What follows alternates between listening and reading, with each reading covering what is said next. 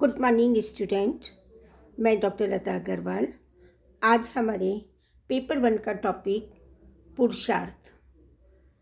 पुरुषार्थ अर्थात जीवन का संपूर्ण वह वाक्य या वह तथ्य जिसमें जीवन को प्रारंभ से लेकर मृत्यु तक हम कुछ प्राप्त कर पाते हैं।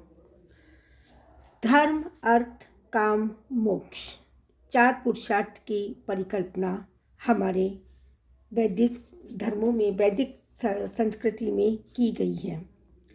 प्रारंभ से ही पुरुषार्थ के अंतर्गत हमारे जीवन के सुख के 2 आधार हैं, एक भौतिक और दूसरा आध्यात्मिक।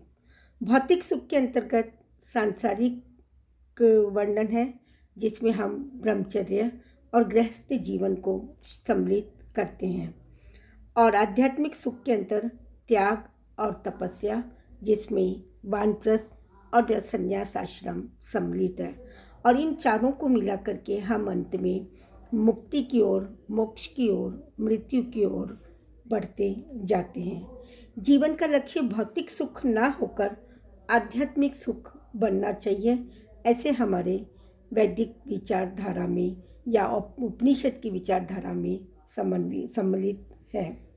जीवन की सार्थकता इसी में है कि भौतिक और आध्यात्मिक सुख में समन्वय और संतुलन बना रहे। भारतीय जीवन दर्शन इन दोनों प्रवृत्तियों को संतुलित, सम्मिलित और समन्वित करता है, जिसे हम पुरुषार्थ कहते हैं। भौतिक अथवा लौकिक सुख के अंतर्गत अर्थ और काम है, तथा आध्यात्मिक सुख के अंतर्गत, पारलौकिक सुख के अंतर्गत धर्म और मोक्ष है। पुरुषार्थ में भौतिक और आध्यात्मिक दोनों तत्व निहित हैं। इसके अंतर्गत लौकिक उपभोग के लिए धर्म का अनुसरण करते हुए ईश्वर की ओर उन्मुख होकर हम मोक्ष को प्राप्त कर सकते हैं। पुरुषार्थ की अवधारणा का उद्देश्य मनुष्य का सर्वांगीण विकास करना होता है। 4 पुरुषार्थ मनुष्य के 4 उद्देश्य को धारण करता है। धर्म मनुष्य को सन्मार्ग का दिग्दर्शन कराता है। धर्म वही है जो किसी को दुख ना पहुँचे। अर्थ मनुष्य की संतुष्टि, विभिन्न वस्तुओं को प्राप्त करने की उत्कंठा व्यक्त करता है। भारतीय चिंतकों ने मनुष्य के जीवन में धन अर्जन करने की प्रवृत्ति को पुरुषार्थ के अंतर्गत रखा है। काम मानव जीवन की सुखद और सहज अनुभूति से संबद्ध है, जिसके माध्यम से वह अपनी कामजनित प्रीति रूप भावना और अपनी इंद्रियों को तुष्ट करता है। मोक्ष की प्राप्ति सभी लोगों को नहीं हो पाती।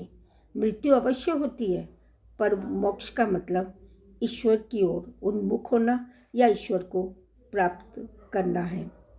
मोक्ष का संबंध आत्मा और परमात्मा से तथा मनुष्य के आध्यात्मिक जीवन से है।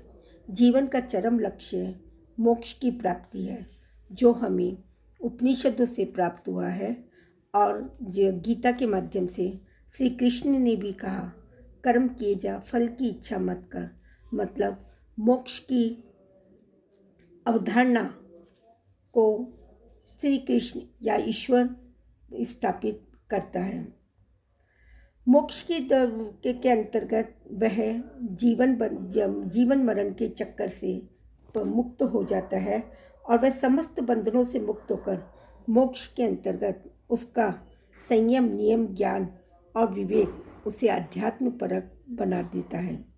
पुरुषार्थ संबंधी उसका यह ज्ञान उसके व्यक्तित्व को विकास करता है, और इस दृष्टि से पुरुषार्थ मानव जीवन के समग्र स्वरूप का उन्नयन करता है और उसे संयमित और नियमित मार्ग का दिग्दर्शन करता है।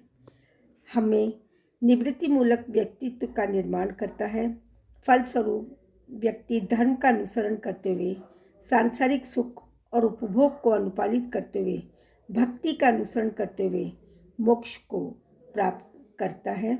इसके 4 स्तंभ धर्म, अर्थ, काम, मोक्ष, जिसमें धार्मिक, नैतिक, अर्थ भौतिक सांसारिक, धर्म आध्यात्मिक ईश्वरीय परक और मोक्ष मुक्ति का आधार है। धन्यवाद।